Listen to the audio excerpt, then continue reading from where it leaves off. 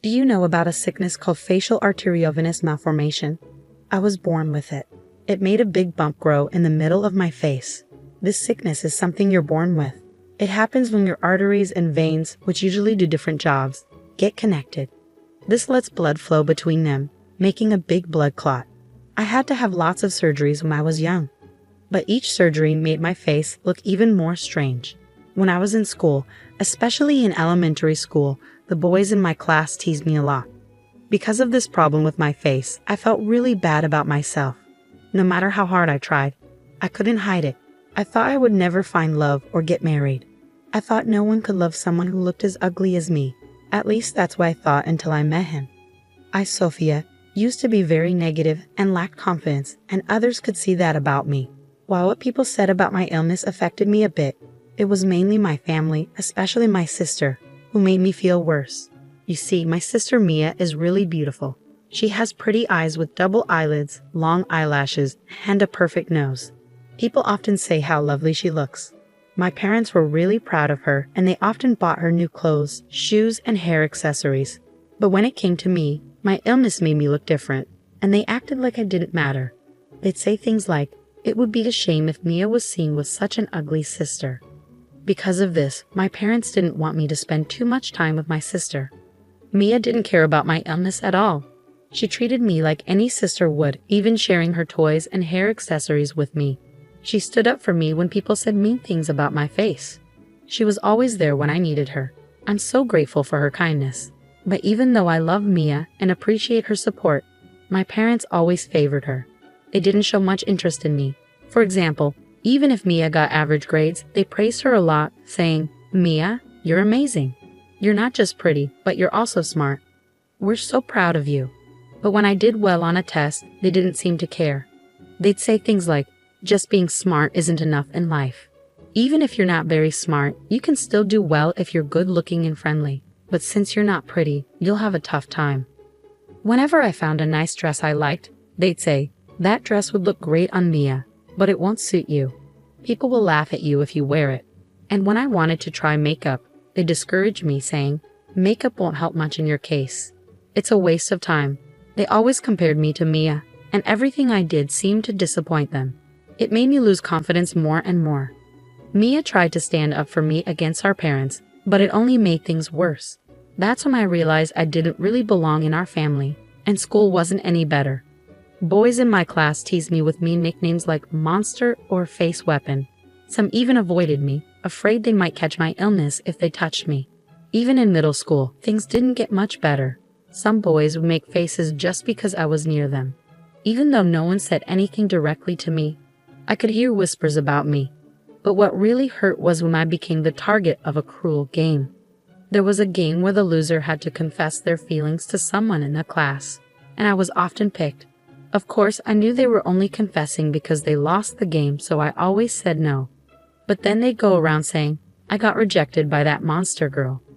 One boy even yelled at me for turning him down, saying, "Don't act all high and mighty just because it's a game." At the time, it felt really unfair to me, but I was convinced that my face was a problem. I thought I made people uncomfortable just by being around. I felt guilty. Throughout elementary and middle school, I didn't have any good memories with boys. But there was one exception, just one time, when I fell in love with a boy in my class. It happened in my sophomore year of high school.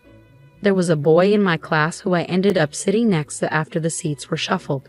He treated me like anyone else, without making fun of me or avoiding me because of my face. He'd say good morning to me every day. I knew he didn't have any romantic feelings for me, but his simple greeting brought me so much happiness amidst all the teasing and avoidance. Naturally, I started to like him. I didn't really want to date him or anything like that. I just wanted our nice interactions to continue. But as time went on, I started to realize that I had feelings for him. After thinking about it a lot, I decided to ask my sister for advice. She told me, "Just be honest with him about how you feel." So after a lot of thinking, I left a letter on his desk telling him how I felt. A few days later, something strange was happening in class when I got there. People were whispering and looking at me. Then the boy came up to me and asked, "Did you leave this letter on my desk?" I nodded silently, looking down at the ground. Suddenly, I heard a ripping sound above me. Pieces of my torn letter were falling around me. It's a hassle when things like this happen. What will you do if rumors start because of this? You fell for me just because I said hi to you. You're so clueless about love. I didn't mean anything by it. If I gave you the wrong idea, I'm sorry, he said. Then the whole class started clapping and cheering. People were saying things like, wow, you're brave, and that's kind of sad, isn't it? After that, everything's a blur. The next thing I knew, I was home. But I don't remember how I got there. All I could feel was guilt and sadness after that. I couldn't bear to go back to school after what happened, so I stopped going altogether. When my parents found out, instead of supporting me, they said, well, he had a point. You caused trouble, so you owe him an apology. They got mad at me for skipping school over something small and tried to make me go back, but I just couldn't bring myself to do it. In the end, I dropped out of high school and isolated myself at home. My older sister was worried about me and tried to reach out, but our parents were harsh. They'd yell at me every morning or barge into my room to insult me, saying things like, you're a disappointment, or we wish we never had you. Every day, I felt more and more hopeless, wondering why I even existed. My sister noticed how bad things were and talked to our grandparents on our mom's side. The next day, they came over to listen to my side of the story. When they heard what happened at school and how our parents reacted, they were furious. They told our parents, we'll take care of her, and rescued me from that situation. My grandparents didn't give up on me, even when I felt hopeless. They faced me with love and support. Alongside my sister, and little by little, I started to heal. Though my thoughts of ending my life quieted down, I couldn't shake off my fear and distrust of guys, no matter how hard I tried. But my grandpa always lifted me up, saying, you'll find happiness in your own way, without needing to get married. We just want you to find joy in whatever path you choose. Forget about that guy who hurt you. Dwelling on him is a waste of time. You have so many bright futures ahead, even though we may not have much time left. My grandma was a constant source of comfort, telling me that as long as I was happy, that's all that mattered. She'd compliment me, saying things like, your skin is radiant, I envy you, or your eyes sparkle like jewels. My sister would often come over to our grandparents' place, and we'd chat and bond. We'd read magazines together, talk about cute makeup, and just enjoy each other's company. After living like this for about 3 years, I started feeling motivated to do something more. I decided to study again to get my high school diploma, which I eventually achieved. Then, I began searching for work I could do from home, and slowly started making money. It wasn't as much as what others made in regular jobs, but compared to the days when I felt trapped and hopeless, I felt like I had come a long way. Living at my grandparents' house, I was still scared of people's comments about my looks, so I stayed indoors. That's when my parents suddenly showed up one day, without even a phone call beforehand. They barged in, saying they needed to talk to me. Out of the blue, they said, there's a marriage proposal for you. The guy is the son of someone important in a medical foundation. He apparently has his own issues and struggles to find a partner, so they're suggesting you. Isn't this great? He's wealthy, and he's willing to take someone like you, who's seen as a burden on society. I was shocked by this sudden news, but my grandparents stepped in to support me. They argued that it wasn't fair to make such a big decision without considering my feelings. My dad, sounding convincing, said, this might be her only chance. She's been through so much because of how she looks. Why not see this as an opportunity for her to be happy? I looked at the guy's photo in the marriage document. His face was partly covered by his hair, but I could tell he was overweight and had a peculiar look. I guessed he might also be facing pressure to get married, or he might have some unusual preferences. But even if I said no to the proposal, it seemed like negotiations with the other family were already happening. They were wealthy, and my parents would probably try to push me into the marriage. Despite my own feelings, I felt like I had to accept the marriage proposal to protect my grandparents from any potential trouble. When I said I would accept, my grandparents were shocked. They hugged me tightly, trying to convince me otherwise. You don't have to agree to something so ridiculous, they said. But through tears, I told them, Grandma, Grandpa, until now, I felt like life had no meaning. But because you were there for me, I found joy in living. I can never thank you enough. But I don't want to cause you any more trouble, so I've decided to go through with this marriage proposal. Maybe, like Dad said, this is my only chance. My grandparents cried silently and hugged me tightly. A few days later, I had to meet the guy from the proposal, Matthew, and his parents. I didn't expect this meeting to change anything. Matthew seemed shy and kept his head down. His hair covered most of his face and his skin looked rough. He spoke so softly that I sometimes couldn't hear him. During our meeting, he hardly looked at my face and answered questions with short sentences. I couldn't help but wonder, is this man really going to be my husband? He can barely hold a conversation. But I felt like I had no choice. Both sets of parents were so eager about the marriage, acting like it was already decided. I felt pressured, like I couldn't say no. Eventually, everything was arranged. As the son of a wealthy family, Matthew provided us with a luxurious apartment filled with expensive appliances and furniture. But our conversations didn't flow well. It was like he didn't even see me. He was so quiet all the time. His constant silence started to weigh on me, so I tried to start a conversation. "Why did you agree to this marriage, Matthew?" Surprisingly, he began to take off his shirt. Confused and panicked, I saw that his skin was red and inflamed. He explained, "I have a skin condition called psoriasis. It's not contagious, so don't worry. But because of how it looks, I've never had any romantic experiences. People even spread rumors that I had an STD, which isn't true. And because of my appearance, my parents don't want anything to do with me. They probably arranged this marriage to get rid of me. I'm sorry for dragging you into this." After he explained, he put his shirt back on and bowed deeply to me. I noticed some inflammation on his hairline, and I realized he was growing his bangs long to hide it. "I understand. Please don't worry," I said. "I'm in a similar situation." When he looked up, I told him everything about my past. Hearing my story about high school, he started to cry. "I can't believe someone would treat you like that. It must have been so hard for you. It's awful how people treated you," he said, getting angry on my behalf and offering me comfort.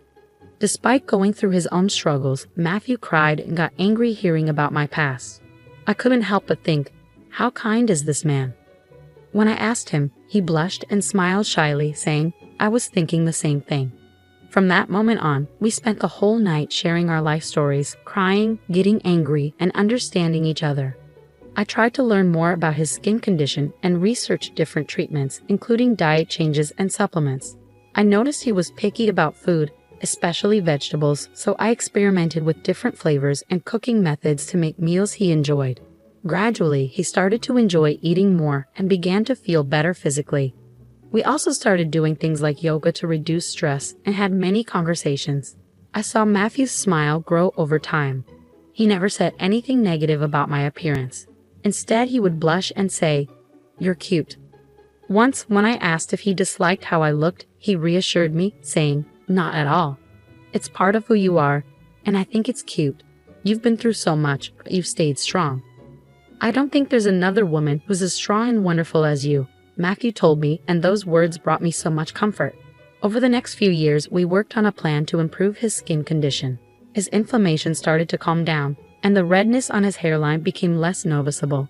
Plus, with his disciplined lifestyle, he lost weight and transformed into a slim and handsome Matthew. I couldn't help but fall in love with him all over again when he trimmed his bangs. It suited him so well. Matthew, who used to be shy about his skin condition, said, "I feel a bit embarrassed to show Sophia." But as he gained confidence, people at his office started to see him differently. He hadn't told anyone about his disease before, thinking they wouldn't understand. But when he finally opened up, he was surprised that everyone accepted him. They even said, "Why didn't you tell us earlier? Trust us more." One day, as we were enjoying our time together, Matthew suddenly suggested, "Hey, what do you think about having a wedding ceremony?" Even though I had become a bit more positive since marrying him, the idea of facing a large crowd still scared me. When I hesitated, he reassured me, saying, "If you really don't like the idea, we don't have to do it." But I thought it would be a nice way to thank the people at my company who supported me. And it's all thanks to you, Sophia, that I can even think about this. The old me would have never considered a wedding because I was too ashamed of my skin condition. But with your help, my symptoms have improved, and I feel like I can face the future more confidently. His kind words touched me, and after thinking it over, I decided to take a step forward and agreed to have a wedding ceremony. Since I didn't have many friends, I only invited my parents, grandparents, and my sister. However, Less than 4 months before the wedding, my sister found out she was pregnant and decided to avoid gatherings for safety reasons. So in the end, only my parents and grandparents attended. My grandparents were happy to be there, but my parents clearly weren't thrilled about it. Despite their disapproval, they couldn't refuse due to their status, so they reluctantly came. The same went for Matthew's parents. They didn't seem pleased, but because some of their associates and acquaintances were attending, they reluctantly agreed to come. Both sets of parents were skilled at putting on a facade, so they said things they didn't truly mean in front of the other guests. They'd say things like, "We struggled with his illness, but we're happy to see how well he's grown." Or, "We're proud of our child for facing prejudice with strength." They even pretended to be moved to tears, and some guests, fooled by their false emotions and words, shed sympathetic tears. I couldn't help but feel astonished by their audacity, wanting to appear good despite everything. But Matthew wasn't one to stay silent. Our parents could see that. When it was time for him to speak, he chose to share about his past. He talked about how he faced discrimination in school because of his skin condition, even though it wasn't contagious. People avoided touching anything he touched. Meeting and marrying me had given him hope. He also spoke about my struggles, how I was constantly compared to my older sister and verbally abused by our parents. He mentioned how I was deeply hurt by their words and couldn't even go outside because of cruel comments from classmates about my facial disease in high school. He also shared how he was berated by his parents for his skin condition, being called dirty repeatedly, and he showed proof of their mistreatment. With a determined resolve, Matthew played a recording of his parents' hurtful comments about his skin condition. The recording echoed through the venue, capturing awful statements like, "Your skin disgusts us," and "We regret having a child with such dirty skin." His parents tried to stop it, but it was too late. The stunned silence of the guests spoke volumes, and my parents looked uncomfortable as whispers spread around them. Despite the awkward ending to our wedding, many guests expressed support, saying, "You've been through a lot, and we're here for you." However, this revelation caused a stir later on. It turned out that Matthew's parents were leaders of a non-profit organization dedicated to supporting disabled individuals, advocating for a society where they can live without barriers. The fact that they mistreated their own son, who had a skin condition, contradicted their organization's principles.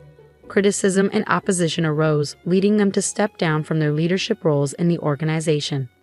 As for my parents, it came to light that they had accepted a hefty dowry to arrange my marriage to Matthew. They were branded as monsters who sold their own child for money by those around them. However, they foolishly squandered the dowry on their own selfish desires and decided to gamble in the stock market without any knowledge, resulting in significant losses. Eventually, they found themselves in debt exceeding $200,000, far surpassing the dowry they received. They had the nerve to ask for our help, but we firmly declined.